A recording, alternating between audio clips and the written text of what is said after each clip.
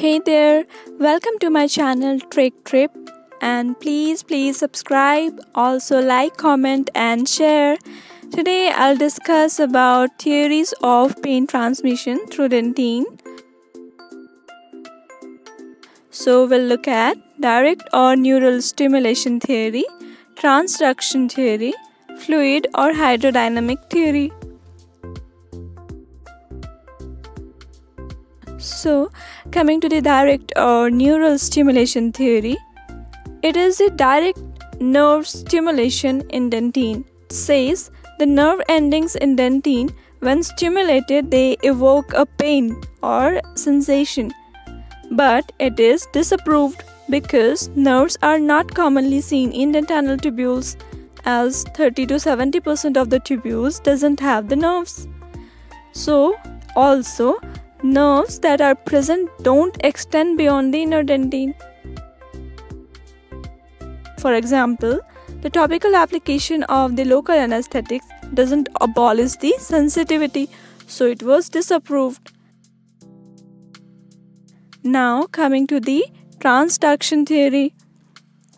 It says that when stimulus excites the odontoblastic process, they transmit the impulse to the nerve endings in the inner dentine.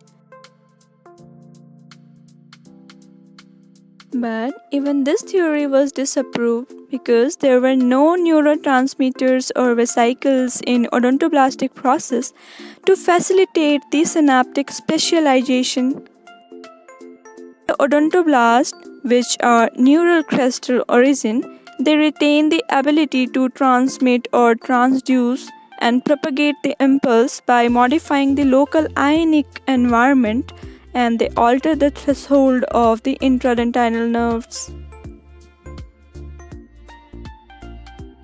Now coming to the fluid or hydrodynamic theory, it says when the various stimuli like heat, cold, air blast, desiccation, mechanical or osmotic pressure, they affect the fluid movement in the dentinal tubules.